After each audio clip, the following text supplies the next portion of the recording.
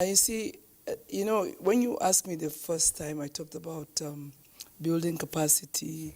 We have to intensify disease surveillance. It's just like intelligence gathering when you're talking about disease surveillance.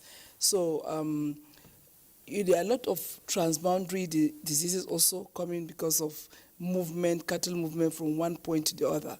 So when we start keeping the animals semi-intensive, as she said, and monitoring disease surveillance and control, vaccinations, getting the right drugs, because some of these diseases, most of them are actually preventable diseases. You can actually prevent them by vaccination, massive annual vaccination.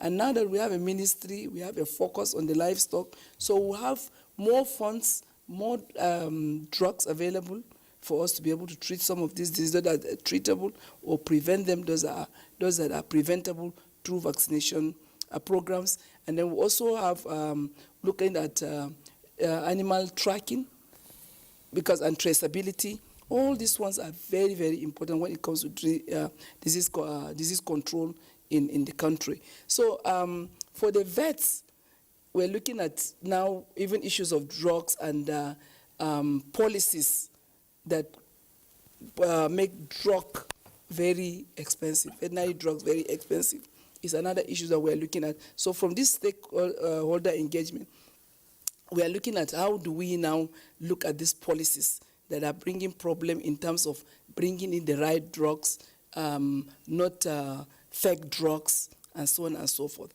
When you look at some of the laws and regulations, the cost of importation of drugs, registering of these drugs, and so on and so forth, is quite so much. I don't think there's any country in Africa that charges as much as what we are charging in bringing veterinary drugs into the country. So these are some of the issues that we actually look at it. And then having the veterinarians, as I said, there's no way a state will have just 2 veterinarians and you want to control diseases. So you have to employ more veterinarians, not just the DVMs. We also have the veterinary paraprofessionals, the community animal health workers. So all these ones, we build their capacity in areas of disease control and treatment, making sure that our animals are healthy.